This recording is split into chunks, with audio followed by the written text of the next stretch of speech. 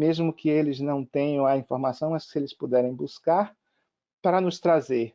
Indo adiante, vai surgir um espaço entre vidas. Vocês veem que na imagem que nós estamos apresentando, está em inglês, mas era a que eu tinha, eu peço até desculpas pela língua, mas existe uma área pré-natal na linha corrente, e existe um salto no gráfico, que é uma vida espiritual, é um espaço entre vidas. Esse significa que esse espírito está em outra dimensão, e ele virá através da reencarnação, né? E os objetivos é desenvolver o amor próprio e a compreensão, a resiliência ao qual esse mundo que ele está nascendo ou renascendo vai lhe oferecer para se autodesenvolver. E nós temos a experiência das vidas passadas e a morte dessas vidas, que são muito significativas para a nossa vida presente. Basicamente, nesse próximo slide, é o que a gente está vendo, né? O corpo no centro, ele é muito físico, ele é muito denso, e esse corpo ele tem uma ligação direta através do cérebro com a mente e, por sua vez, com o ego. A mente consciente, o ego que fica numa transição entre o consciente e o inconsciente. O corpo registra o ambiente físico, externo, pessoas, animais, natureza, objetos, cultura, e nós temos uma área mais profunda que é o inconsciente, que ele está, por incrível que pareça, para fora, numa dimensão fora do nosso corpo, mas que nos envolve como um todo. Ele envolve o ego e o próprio corpo. E esse inconsciente, em sua base, ele vai ter o self. É uma área mais profunda do inconsciente. E para isso, como Jung nos ensina, ele vai nos dizer que para chegarmos a esse centro de luz pura, a esse centro de nós mesmos, encontrarmos esse auto-amor, nós temos que passar por todas as camadas entre o corpo, o ego, da vida presente, e indo até as sombras, os recalques, e encontrar o equilíbrio das forças masculina e feminina para chegar ao amor, que é um reflexo do amor de Deus que habita em nós. E continuando na mesma linha, né, de mapa da consciência, nós vamos acessar no trabalho com as terapias de abordagem transpessoal as regiões transpessoais da consciência, essas áreas que estão aqui. A terapia e ferramentas dessas terapias, elas têm profundidade. Boa parte das terapias que trabalham em vigília, através do diálogo, através do nível de consciência, de atenção ao momento dos problemas presentes, nós vamos perder a oportunidade de estar também indo mais fundo nessas regiões para conhecer esses outros níveis, inconsciente psicodinâmico, ontogenético, transindividual, filogenético, extraterreno. Essa é uma outra imagem de Dr. Jorge Andréa. Aquilo que eu falei anteriormente, só que de uma outra maneira, mas com a finalidade de mostrar para vocês esses canais. Essa área mais externa é a área do corpo físico. Aqui é o meio externo. Nós temos aqui nessas outras áreas, são zonas de inconsciente presente, nós temos aqui os corpos energéticos, o que os espíritas chamam de perispírito, ou que outras filosofias ou crenças trazem como corpos energéticos. Há quem descreva mais de 14 ou 15 corpos energéticos. Nós temos um inconsciente de vidas passadas e temos o self, que esse é o nosso caminho. Fazer com que tudo que impeça, que esteja na frente dessa região mais interna, possa ser liberado e transmitir esses impulsos, que isso é energia, através desses canais, para chegar à nossa vida presente. Então, como eu coloquei anteriormente, muitas técnicas que ficam na região pessoal da consciência, ela não atinge esse centro. Então, a proposta é utilizar em nosso setting terapêutico a possibilidade de usar a terapia de regressão, mesmo que seja através da hipnose, que eu tenho algumas observações pessoais, anotações pessoais. Não gosto muito de trabalhar com essa técnica. Eu prefiro as induções das pontes, vocês depois vão ter a oportunidade de ter conhecimento, ou aquelas ferramentas que na terapia regressiva a gente consegue disparar os complexos, que são pontes verbais, que são pontes emocionais, pontes somáticas.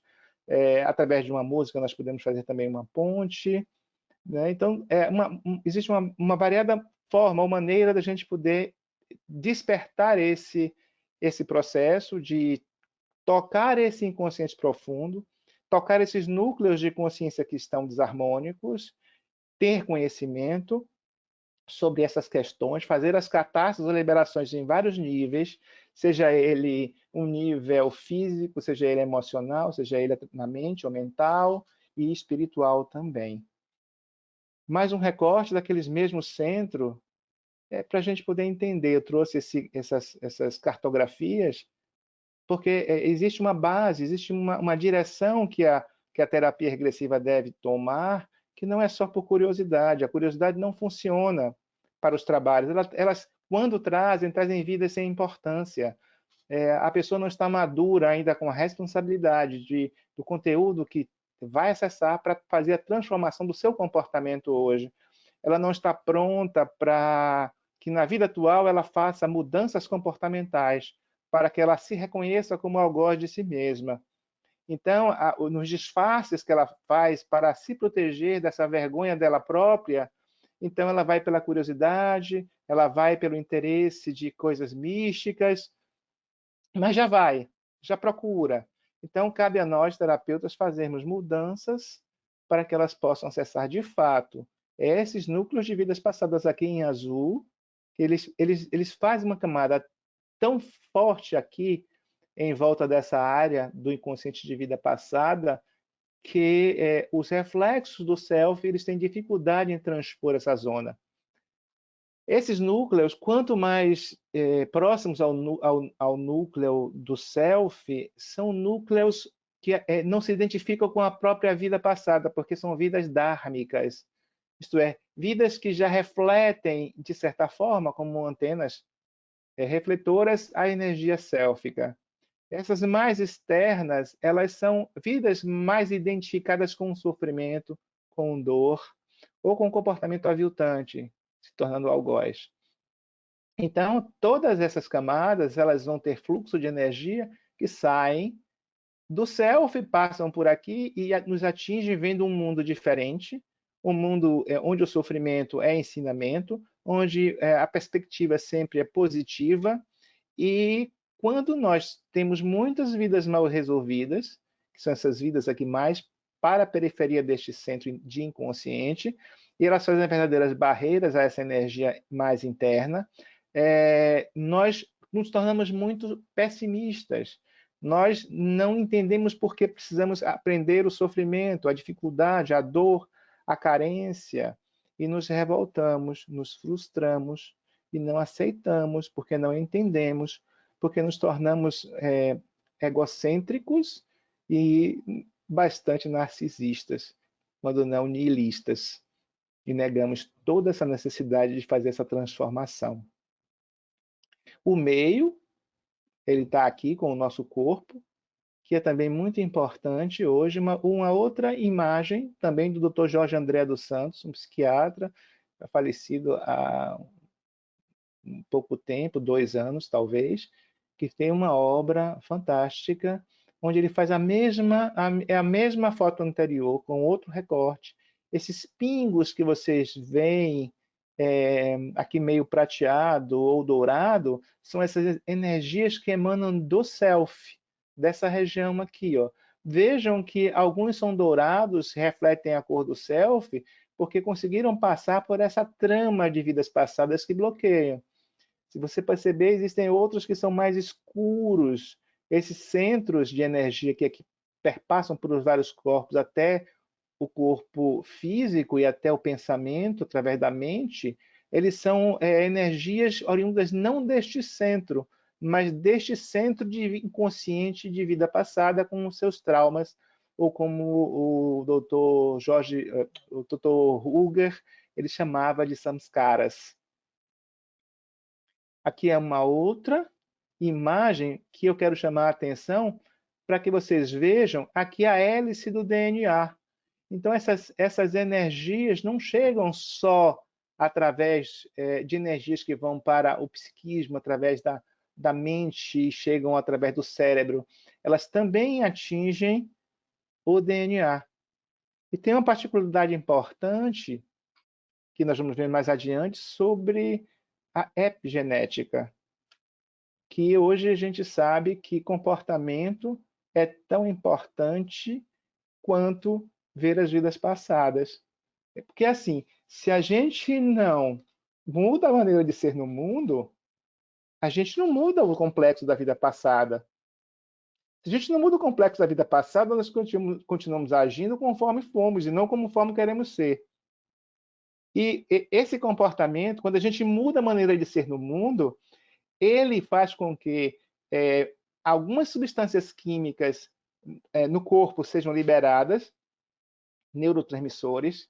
Essas substâncias elas chegam até as células e impedem que o gene desenvolva ou se abra para determinadas doenças físicas ou psiquiátricas.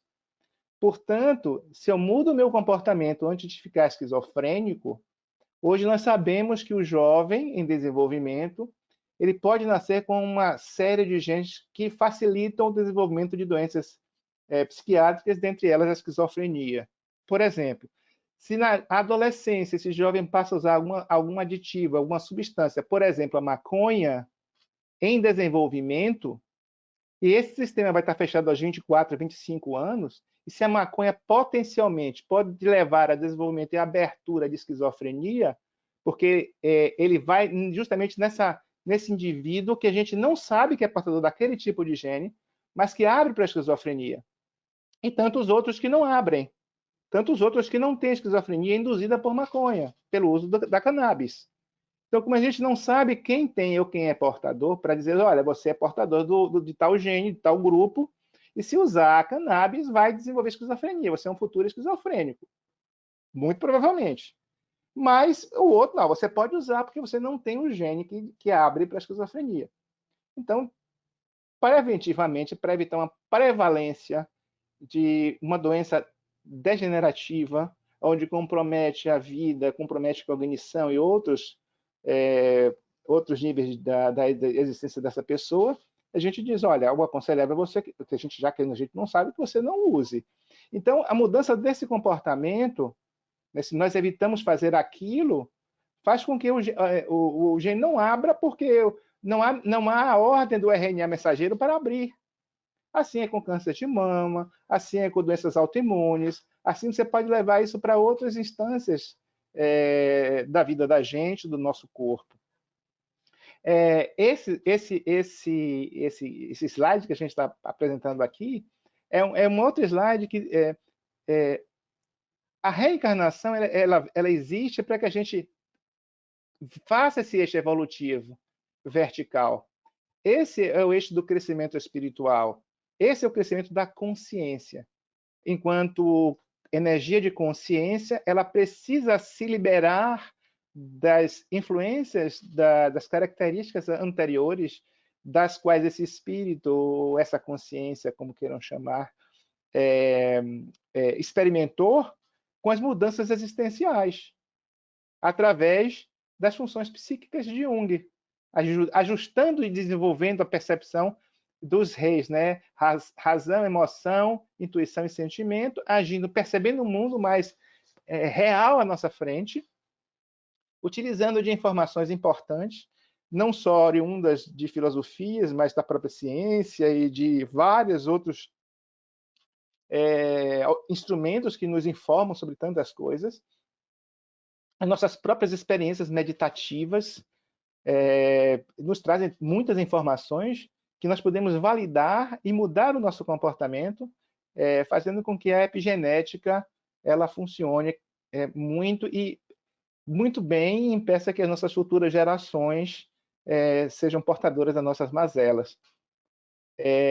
Essa é uma outra imagem, né, que fala desse desenvolvimento, e ele traz 4 estágios, porque quando nós estamos falando de vida passada, nós estamos falando também de um indivíduo presente no passado. Quem está em nossas vidas? Sou eu, que decidi ser quem sou, ou é aquele que eu fui que decidiu por mim o hoje? Então, o primeiro passo a trabalhar em todo esse processo é a identificação comigo mesmo e a desidentificação com o que foi.